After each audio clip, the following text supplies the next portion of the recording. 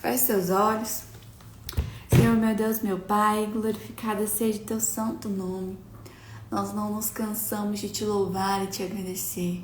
Obrigada, Senhor, pela noite, pela madrugada, pelo dia, pelo sol. Obrigada por tudo, pela vida, pelos filhos, pelo mantimento, por ter o prazer de ter a tua palavra aqui, de alimentar da tua palavra todas as manhãs. Ele é o nosso pão diário.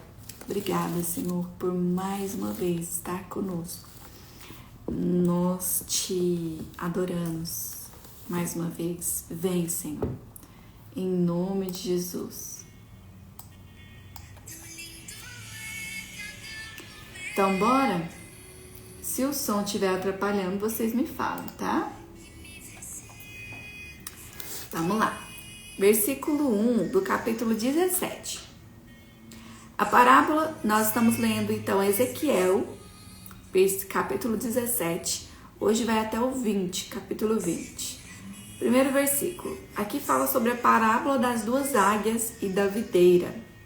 Veio a mim a palavra do Senhor, dizendo: Filho do homem, propõe um enigma e usa de uma parábola para com a casa de Israel. E dize: Assim diz o Senhor Deus, uma grande águia de duas asas, de comprida plumagem, farta de penas de várias cores, veio ao Líbano e levou a ponta de um cedro. Arrancou a ponta mais alta dos seus ramos e a levou para uma terra de negociantes, na cidade de mercadores. A deixou. Tomou muda da terra e plantou num campo fértil. Tomou-a e pôs junto às muitas águas, como salgueiro. Ela cresceu e se tornou videira muito larga.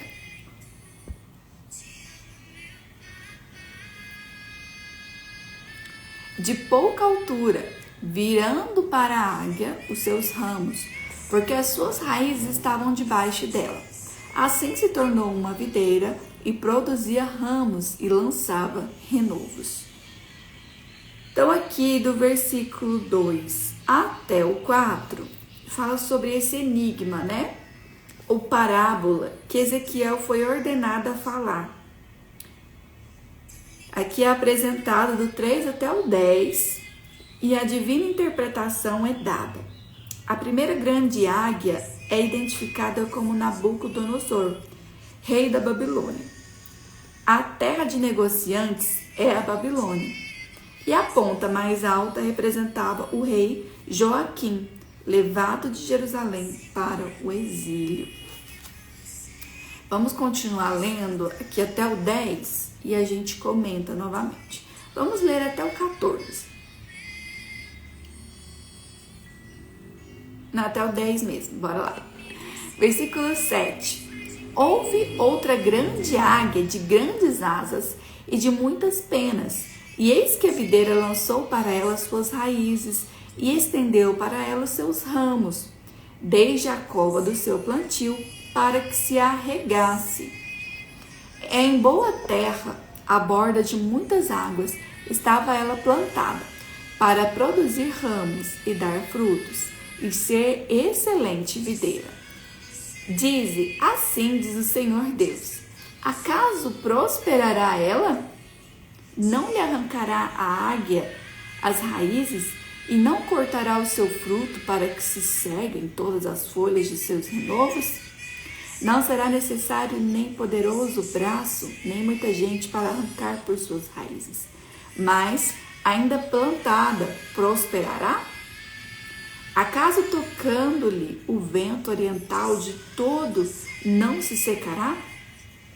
Desde a cova do seu plantio se secará.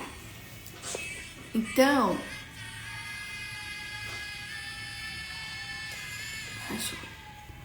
do versículo 5 ao 10, fala sobre a muda da terra, aqui entre aspas, né? Que simbolizava Zedequias, que era o tio de Joaquim, a quem Nabucodonosor instalou como rei fantoche sobre Judá. E a segunda grande águia refere-se ao faraó egípcio,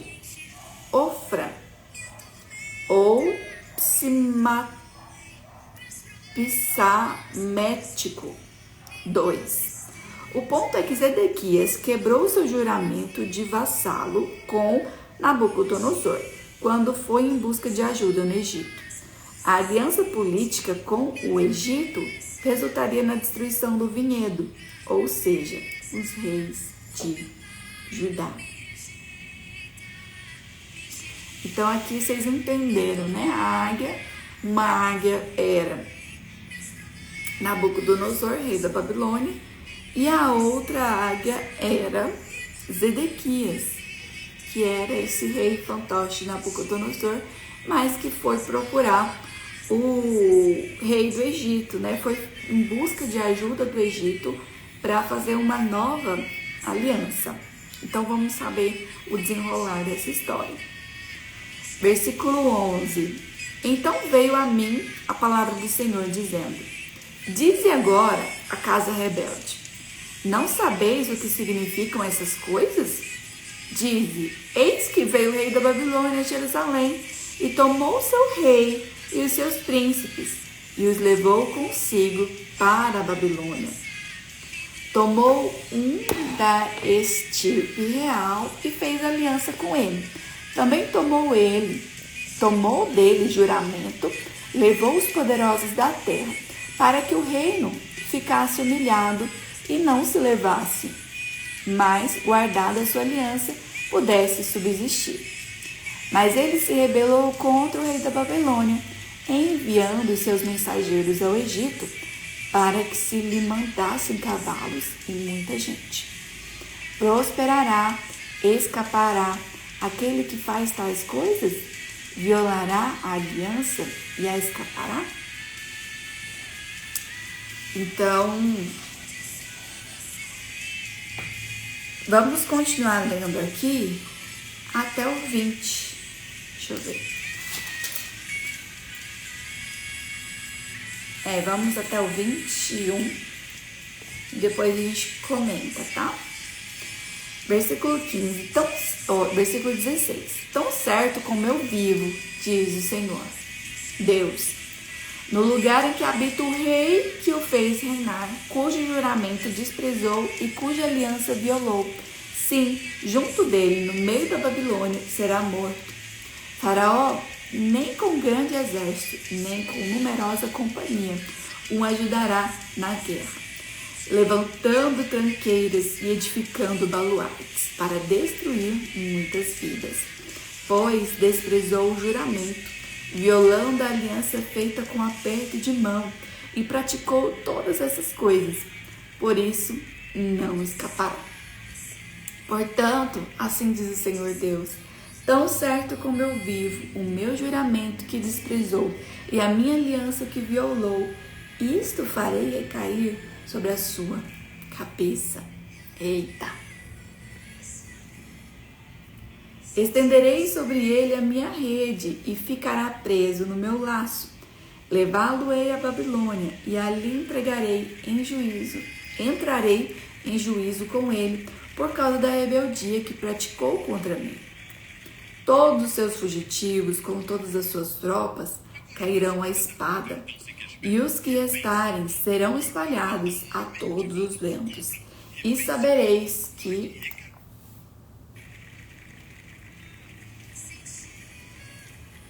Cadê?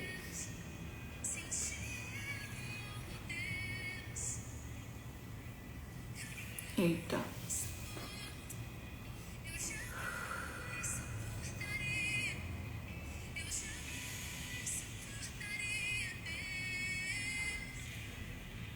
E sabereis que eu, o Senhor, o disse. Bem no finalzinho. E aqui então fala do 15 ao 20 sobre a traição de Zedequias a Nabucodonosor, que ele envolveu a violação de juramento e, portanto, exigiu o castigo necessário. No versículo 18 aqui fala, né? Desprezou o juramento, violando a aliança feita com aperto de mão, e praticou todas essas coisas. Por isso, não escapará. No Antigo Oriente Próximo, os juramentos entre países eram feitos sobre os nomes de seus respectivos deuses. Portanto, Zedequias estava quebrando o juramento que havia feito em nome do Senhor. Aqui no versículo 19 fala, né? Tão certo como eu vivo, o meu juramento que desprezou e a minha aliança que violou, e isso farei recair sobre a sua cabeça. Ele também violou a aliança de Israel com Deus quando foi buscar ajuda no Egito. E Zedequias cometeu traição contra o Senhor quando se recusou a submeter a Babilônia. Como resultado, Deus utilizou os babilônicos, zangados, como instrumento de sua retaliação. Então, uma coisa leva a outra, né? Foi um julgamento de Deus que também foi um julgamento de Nabucodonosor, né? Versículo 22. Assim diz o Senhor Deus, também eu tomarei a ponta de um cedro e a plantarei do principal dos seus ramos, cortarei o renovo mais tenro e o plantarei sobre o monte alto e sublime. No monte alto de Israel o plantarei e produzirá ramos, dará frutos e se dará cedro excelente. Debaixo dele habitarão animais de toda sorte, e à sombra dos seus ramos se aninharão aves de todas as espécies. Saberão todas as árvores do campo que eu, Senhor, abati a árvore alta, elevei a baixa, sequei a árvore verde e fiz reverdecer a seca. Eu, o Senhor, o disse e o fiz.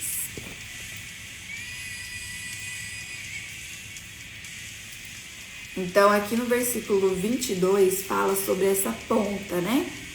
Que era um broto ou galho, que também é uma metáfora comum no Antigo Testamento, referindo-se ao rei messiânico, ou seja, ao nosso Jesus maravilhoso.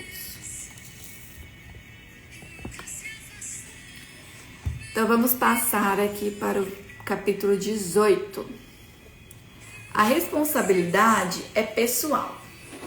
Veio a mim a palavra do Senhor, dizendo: Que tendes vós que acerca da terra de Israel, proferis este provérbio, dizendo: Os pais comeram uvas verdes, e os dentes dos filhos é que se embotaram? Tão certo como eu vivo, diz o Senhor Deus, jamais direis este provérbio em Israel. Eis que todas as almas são minhas, como a alma do pai, também a alma do filho é minha. A alma que pecar, essa morrerá. Sendo, pois, o homem justo e fazendo juízo e justiça, não comendo carne sacrificada nos altos, nem levando os olhos para os ídolos, levantando os olhos para os ídolos da casa de Israel, nem contaminando a mulher do seu próximo, nem se chegando à mulher na sua menstruação, não oprimindo a ninguém, tornando devedor a coisa penhorada, não roubando, dando seu pão ao faminto e cobrindo ao nu com vestes, não dando dinheiro à usura, não recebendo juros, e nem desviando a sua mão da injustiça, e fazendo verdadeiro juízo entre homens e homens. 9. Andando nos meus estatutos, guardando os meus juízos e procedendo retamente, o tal justo certamente viverá, diz o Senhor Deus. Fala oi, bom dia. Assim não, meu amor. Fala bom dia pro pessoal. Bom dia. Quem tá aqui é a vovó, a Bispa Dulce, vovó, a Valéria, a Ravila e a Vânia. Bom dia, meninas. Rábila, né?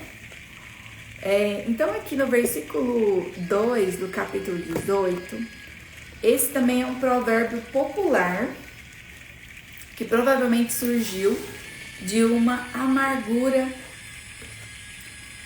de uma distorção do conceito de responsabilidade associada. Ele havia se tornado popular entre os exilados como uma confissão de inocência. Isso é, estamos sofrendo pelos pecados de gerações anteriores, ou como protesto contra a suposta injustiça de Deus. Então aqui no 2, aqui ó, que tendes vós que acerca da terra de Israel, proferis esse provérbio dizendo, os pais comeram uvas verdes e os dentes dos filhos é que se embotaram. Então, ou seja, né, a vovó tá falando, bom dia. Bom dia, neném da vovó, ela falou. Muito legal, né? Então, esse era um provérbio popular que falava assim, ué, mas a gente tá pagando pelos pecados dos nossos antepassados, né? E aqui no versículo 6, já vem dizendo o princípio da responsabilidade individual, que é apresentado aqui, ó. Das pessoas íntegras era esperado que manifestasse a pureza moral e honrasse os compromissos conjugais. Então, no 6 fala, ó, não comendo carne sacrificada nos altos, nem levantando os olhos para os ídolos da casa de Israel, nem contaminando a mulher do seu próximo, nem se chegando à mulher na sua menstruação. Então, estando puro, né? Se purificando aqui. Então, vamos ler agora do 10 até o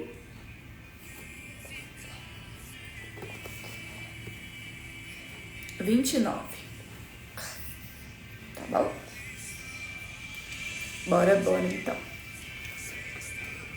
Se ele gerar um filho ladrão, derramador de sangue, que fizer o seu irmão qualquer uma dessas coisas, e não cumprir todos aqueles deveres, mas antes comer carne sacrificada nos altos, contaminar a mulher do seu próximo, oprimir ao pobre necessitado, praticar roubos, não tornar o penhor, levantar os olhos para os ídolos, cometer abominação, emprestar com usura e receber juros, porventura viverá? Não viverá. Todas essas abominações ele fez e será morto, o seu sangue será sobre ele.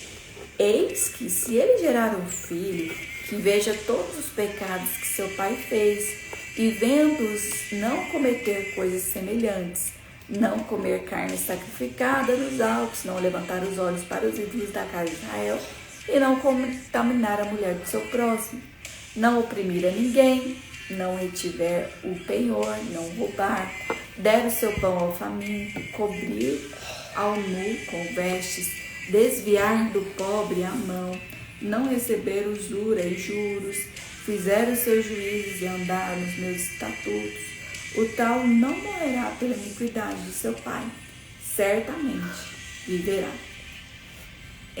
Então aqui a gente vê isso mais enraizado, né?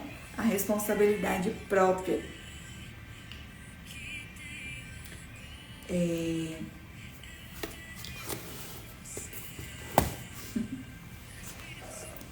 Versículo 18. Quanto a seu pai, porque praticou extorsão, roubou os bens do próximo e fez o que não era bom no meio do seu povo, eis que ele morrerá por causa da sua iniquidade. Mas, dizeis, por que não leva o filho à iniquidade do pai? Porque o filho fez o que era justo e guardou todos os meus estatutos e o praticou, por isso certamente viverá. A alma que pecar, essa morrerá. O filho não levará a iniquidade do pai, nem o pai a iniquidade do filho. A justiça do justo ficará sobre ele, e a perversidade do perverso cairá sobre ele. Mas se o perverso se converter de todos os pecados que cometeu e guardar todos os meus estatutos e fizer o que é reto e justo, certamente viverá. Não será morto de todas as transgressões que cometeu. Não haverá lembrança contra ele. Pela justiça que praticou, viverá. Acaso tenho eu prazer na morte do perverso? Diz o Senhor Deus. Não desejo eu antes que ele se converta dos seus pecados e viva? Olha aí. Então, gente, Deus não é só aquele Deus que as pessoas acham, né? Aquele Deus que pune, que castiga, aquele Deus. É que ele mesmo está falando. Será que eu não desejo que eles se convertam dos seus caminhos? Então não é sobre Deus. Não é sobre o que Deus fala, Deus faz. É sobre o que o povo está fazendo, os indivíduos estão fazendo, né? Deus quer que você converta dos seus pecados. Ele quer que você viva. Tanto ele queria também para aquele povo. Não foi escolha de Deus, né? Mas desviando-se o justo da sua justiça e cometendo iniquidade, fazendo segundo todas as abominações que faz o perverso, acaso viverá? De todos os atos de justiça, se tiver praticado, não se fará memória na sua transgressão, com que transgrediu, e no seu pecado que cometeu, neles morrerá. No entanto, dizeis, o caminho do Senhor não é direito. Ouve agora, ó casa de Israel. Não é meu caminho direito? Não são os vossos caminhos tortuosos? Desviando-se o justo da sua justiça e cometendo iniquidade, morrerá por causa dela. Na iniquidade que cometeu, morrerá. O que você tá fazendo? O que você tá fazendo aí? Nada. Mas, convertendo-se o perverso da perversidade que cometeu e praticando o que é reto e justo, converterá ele a sua alma em vida. Pois se considera e se converte de todas as transgressões que cometeu, certamente viverá e não será morto. Então, é só você se arrepender, converter de todas as transgressões que cometeu, que você vai viver. No entanto, diz a casa de Israel, o caminho do Senhor não é direito. Não são os meus caminhos direitos, ó casa de Israel? E não são os vossos caminhos tortuosos? Então aqui o povo falava o contrário, né? Falava que os caminhos de Deus não eram direitos, mas eram deles que não eram direitos, né? Então aqui, esses versículos do 21 até o 24, que a gente leu, Ezequiel mudou o seu foco para o estado presente do indivíduo. A culpa passada não podia anular o arrependimento atual, e a integridade passada não podia desculpar a presente rebeldia. Ressaltando a presente resposta deles a Deus, Ezequiel buscou trazer os exilados um melhor entendimento de suas oportunidades e responsabilidades atuais. Amém?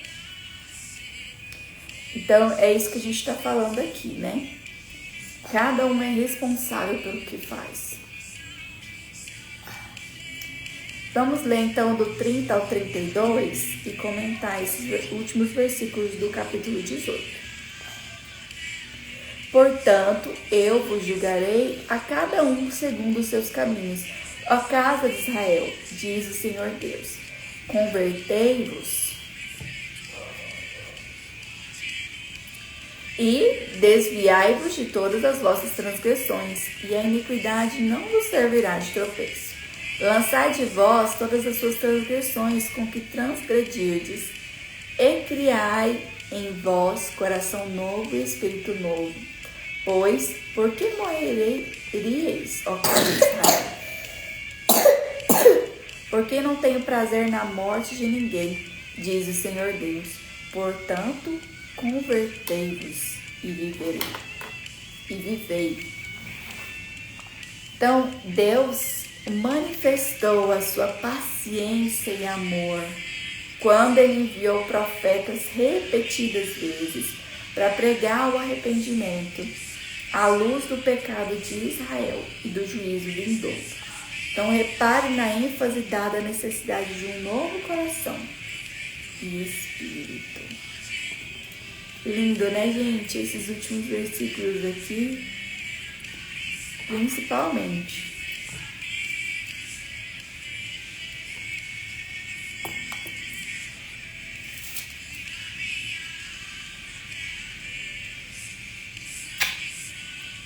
A parábola do leão enjaulado, né? Vamos passar para o capítulo 19, versículo 1.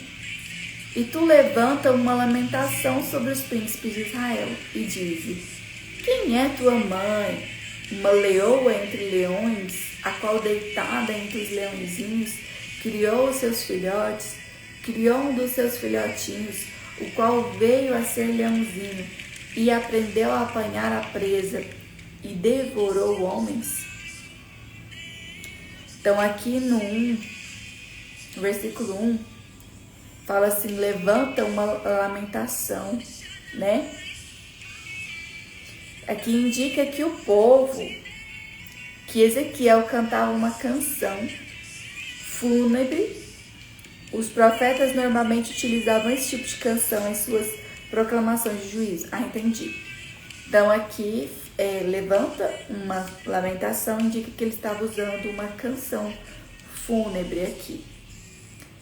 Vamos ler o 4 e a gente comenta. As nações ouviram falar dele e foi ele apanhado na cova que elas fizeram e levado com ganchos para a terra do Egito.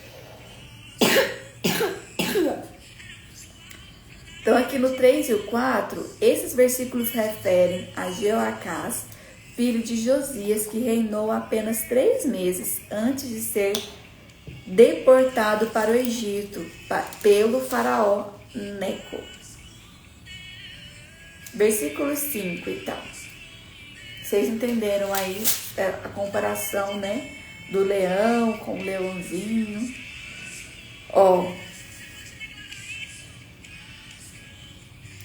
Foi levado para o Egito, né? Aqui, Criou um dos seus filhotinhos, o qual veio a ser leãozinho, e aprendeu a apanhar a presa e devorou homens. E aí o que aconteceu? As nações ouviram falar dele, e foi ele apanhado na cova que elas fizeram, e levado com ganchos para a terra do Egito. Versículo 5.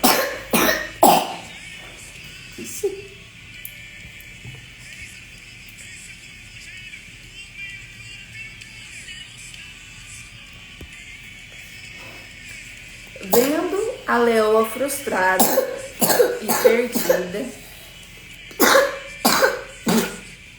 a sua esperança tomou outro dos seus filhotes e fez leãozinho. Este, andando entre os leões, veio a ser um leãozinho e aprendeu a apanhar a presa e devorou homens. Aprendeu a fazer viúvas e tornar desertas as cidades deles. Ficaram estupefados a terra e seus habitantes ao ouvirem o seu rugido. Então se ajuntaram contra ele os agentes das províncias em roda e estenderam sobre ele a rede e foi apanhado na cova que elas fizeram. Com gancho meteram-no em jaula E o levaram ao rei da Babilônia e fizeram-no entrar nos lugares fortes, para que se não ouvisse mais a sua voz nos montes de Israel. Então, o versículo 5 ao 9 aqui que a gente acabou de ler, fala sobre a identidade desse segundo leãozinho, que é incerta. Pode referir-se a Joaquim, ou Jeoaquim, ou Zedequias, os três últimos reis de Judá. Ou, em vez de representar regentes específicos, os leõezinhos podem simbolizar um quadro composto de reis, dos reis de Judá. Estes reis perderam seu poder agindo de forma irresponsável. Então, essa é a mensagem que quer passar aqui nesses versículos. Vamos ler então do 10 ao 14 para finalizar esse capítulo 19. A parábola da videira arruinada. Versículo 10. Tua mãe, de sua natureza, era qual videira plantada. Pode fazer isso não, meu amor. A borda. Ela frutificou e se encheu de ramos por causa das muitas águas. Tinha galhos fortes para cetros de dominadores. Elevou-se a sua estatura entre os espessos ramos e foi vista na sua altura com a multidão deles. Mas foi arrancada com furor e lançada por terra, e o vento oriental secou-lhe o fruto. Quebraram-se e secaram seus fortes galhos, e o fogo os consumiu. Agora está plantada no deserto, numa terra seca e sedenta. Dos galhos dos seus ramos saiu fogo, que consumiu seu fruto, de maneira que já não há nela galho forte que sirva de cetro para dominar. Essa é uma lamentação e ficará servindo de lamentação. Amém, maravilhosos? No versículo 10 ao 14, então, esse lamento destacava a morte do vinhedo, representando Judá ou os reis de Judá. A razão para a queda de Judá e da linha davídica foi resultado de fatores internos e não externos. A própria tolice. Vai lá. Ver desenho. Vai lá ver desenho? Vai, pra você descansar um pouquinho e deitar lá. A própria tolice de Judá e a liderança deficiente dos seus reis trouxeram destruição à nação. Então, é sobre isso que fala aqui.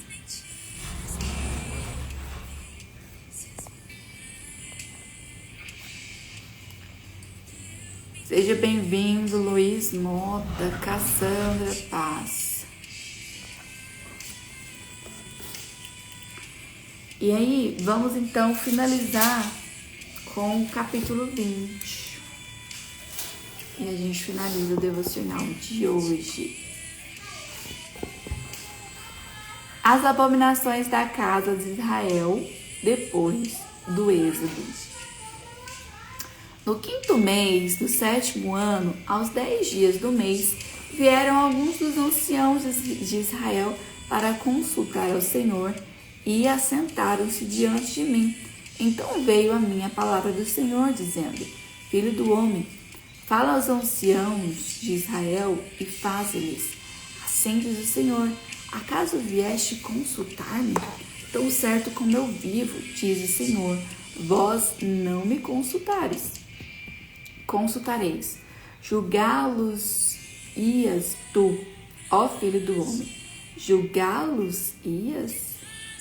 Faze-lhes saber as abominações de seus pais, e dize-lhes: Assim diz o Senhor Deus, no dia em que escolhi a Israel, levantando a mão, jurei a descendência da casa de Jacó, e me dei a conhecer a eles na terra do Egito.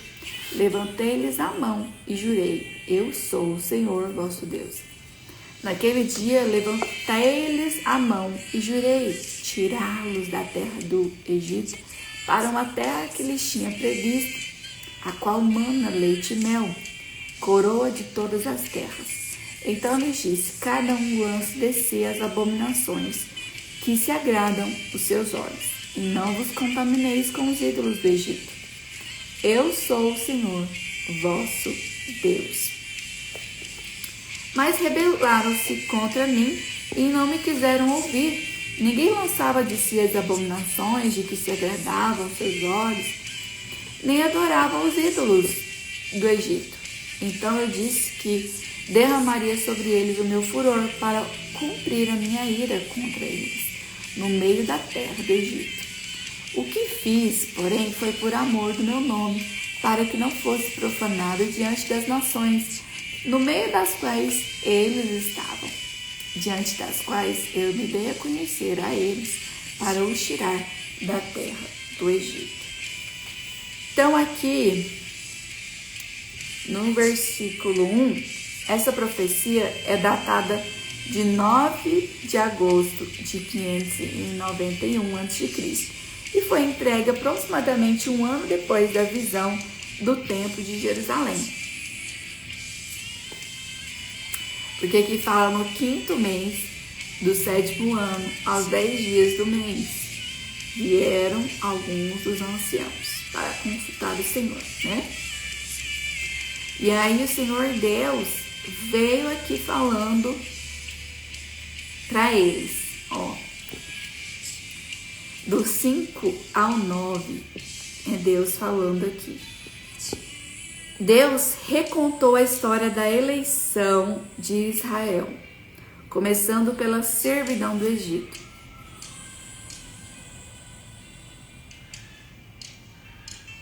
Apesar do Senhor, a seu povo, eles continuaram a adorar os deuses egípcios. Então aqui o Senhor está retratando, né, tudo de ruim que eles fizeram. E no 9, o nome significava caráter ou reputação, né? Então aqui ele fala: foi por amor do meu nome o que eu fiz, para que não fosse profanado diante das nações, no meio das quais eles estavam, diante das quais eu me dei a conhecer a eles, para os tirar da terra do Egito.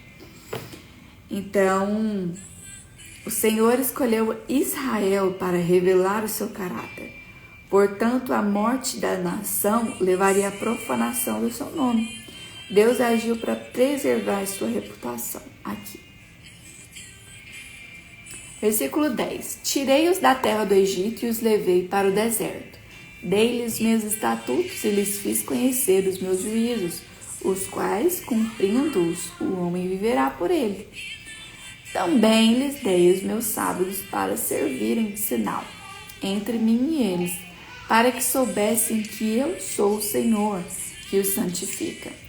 Mas a casa de Israel se rebelou contra mim no deserto, não abandonando, não andando nos meus estatutos e rejeitando os meus juízos, os quais, cumprindo-os, o homem viverá por eles, e profanaram grandemente os meus sábados. Então eu disse que derramaria sobre eles o meu furor no deserto para os consumir.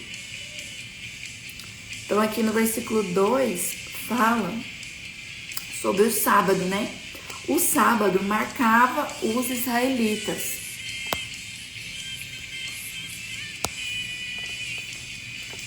Como povo consagrado a Deus entre todas as nações. Né? O 14. O que fiz, porém, foi por amor do meu nome, para que não fosse profanado diante das nações perante os quais os fiz sair.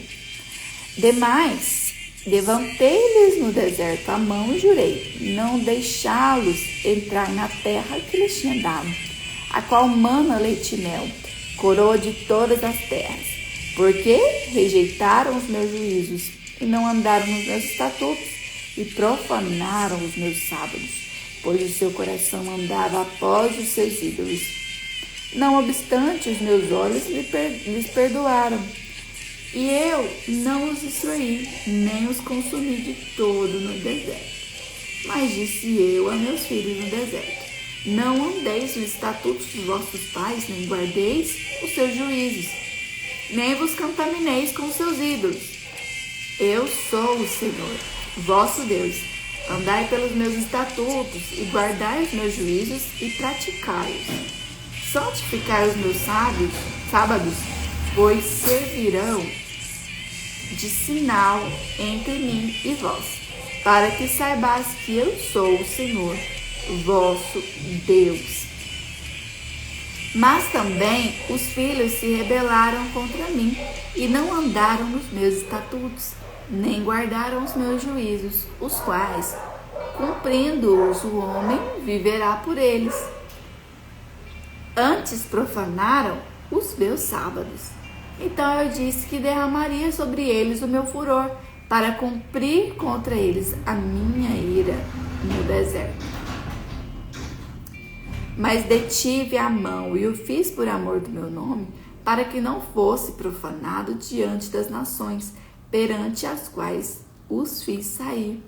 Também levantei-lhes no deserto a mão, e jurei espalhá-los entre as nações e derramá-los pelas terras, porque não executaram os meus juízos, rejeitaram os meus estatutos, profanaram os meus sábados, e os meus olhos se iam por todos os ídolos de seus pais, pelos que também lhes dei estatutos que não eram bons, e juízos pelos quais não haviam de viver.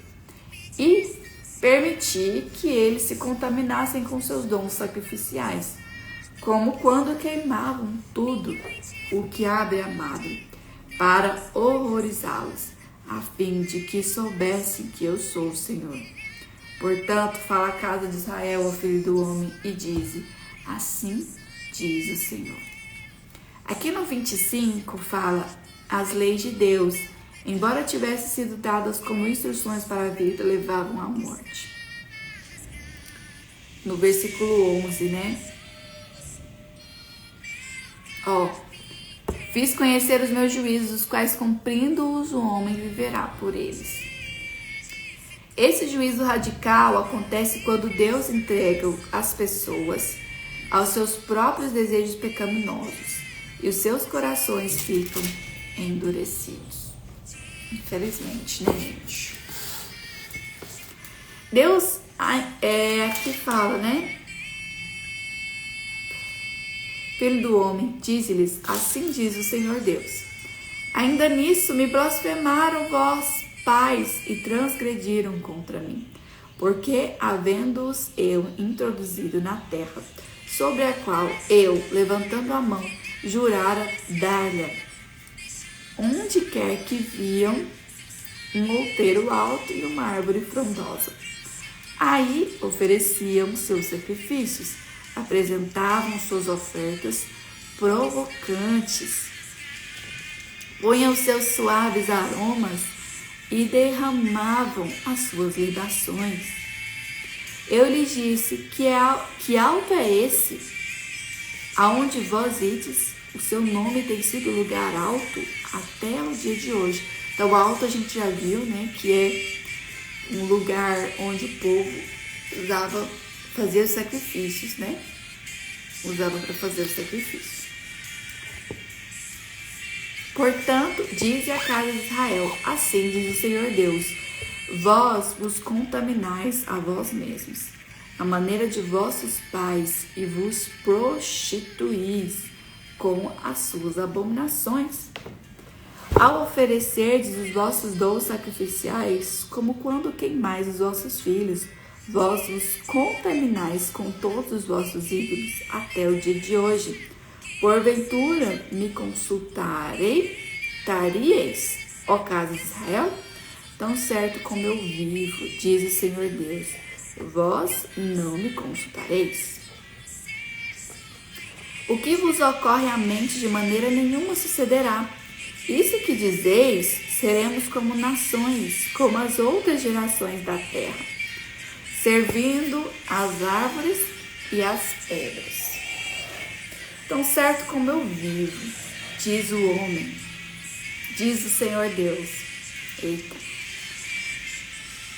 Diz o Senhor Deus, com mão poderosa, com braço estendido e derramado furor, hei de reinar sobre vós. Tirar-vos-ei dentre os povos e vos congregarei das terras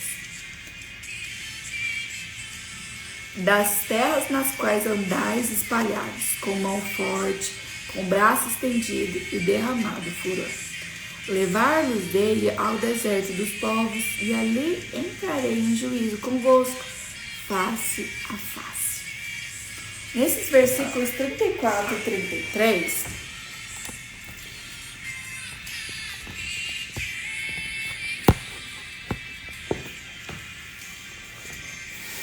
aqui fala então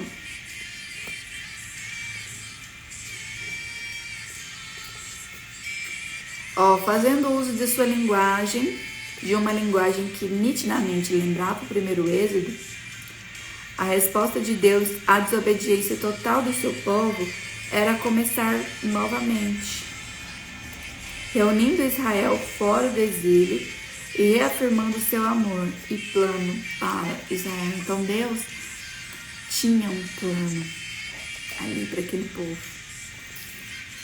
E ele ainda iria, com mão poderosa, braço estendido e derramado furor, hei de reinar sobre vós. Então o plano do Senhor é esse, reinar sobre Israel. Entrarei em juízo convosco, face a face. Vamos continuar lendo, então, até o 37, até o 38. Bora lá. Levar-vos-ei ao deserto dos povos, e ali entrarei em juízo convosco, face a face. 36. Como entrei em juízo com vossos pais no deserto da terra do Egito, assim entrarei em juízo convosco, diz o Senhor Deus. Far-vos-ei passar debaixo do meu cajado, e vos sujeitarei à disciplina da aliança. Separarei dentre vós os rebeldes, e os transgrediram contra mim. Da terra das suas moradas eu os farei sair, mas não entrarão na terra de Israel. E sabereis que eu sou o Senhor.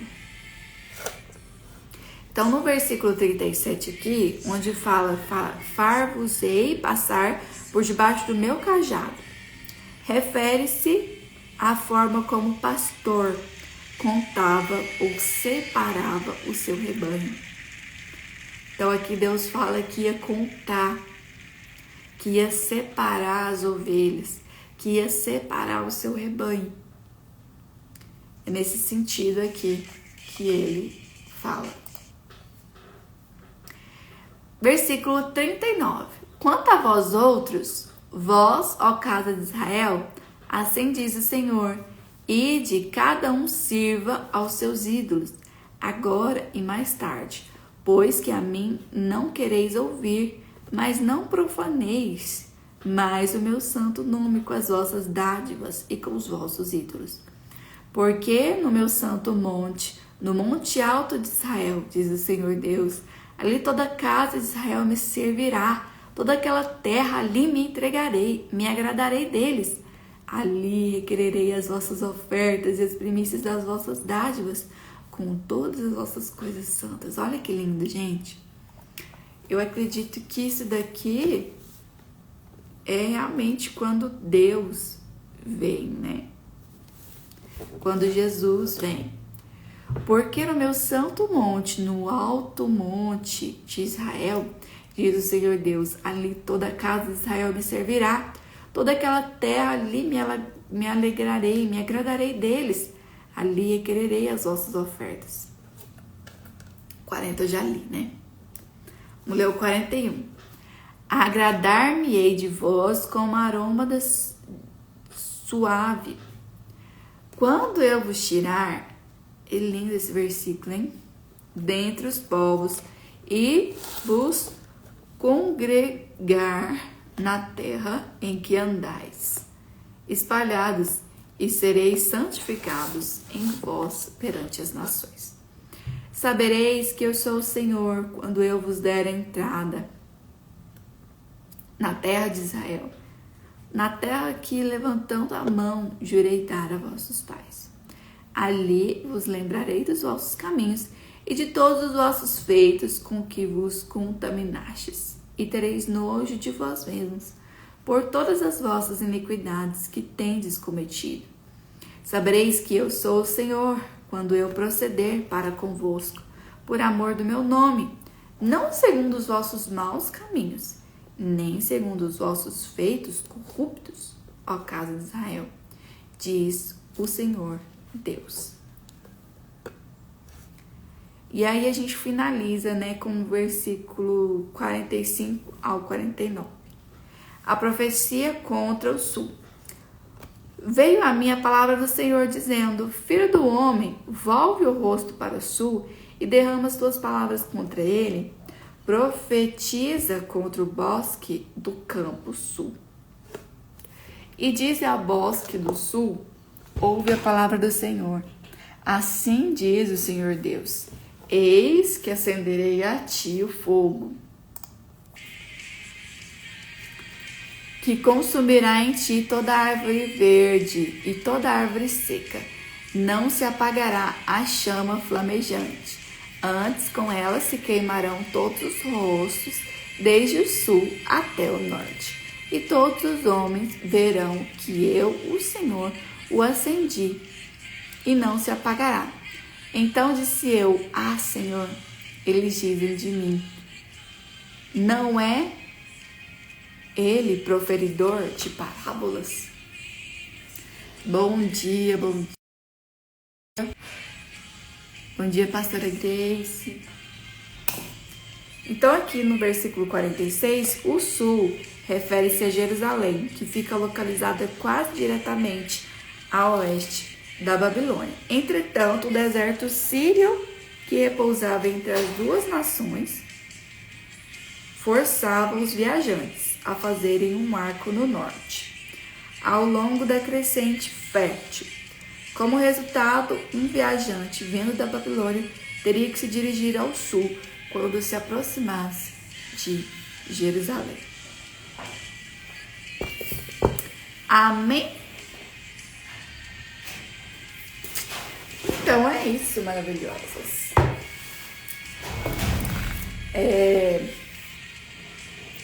Aqui começa a ficar um pouco mais leve, né? A parte já não tem tanto julgamento, ele já é mais conciliado com esperança para aquele povo, né? Onde Deus fala que ele vai reinar, ele vai enviar o Messias. E eu tô ansiosa pra gente finalizar essa leitura. Até amanhã, então. Vamos orar, né? Feche seus olhos. Senhor, meu Deus, meu Pai, glorificado seja o teu santo nome. Pai, nós clamamos a Ti. Vem, Espírito Santo, fala conosco. Nós queremos mais de Ti, nós queremos um relacionamento verdadeiro e genuíno com o Senhor. Queremos, Senhor, que o Senhor nos ajude nessa caminhada, que o Senhor nos ajude. Coloca a Tua mão sobre nós. Tem misericórdia de nós, Pai. Que o Senhor possa alargar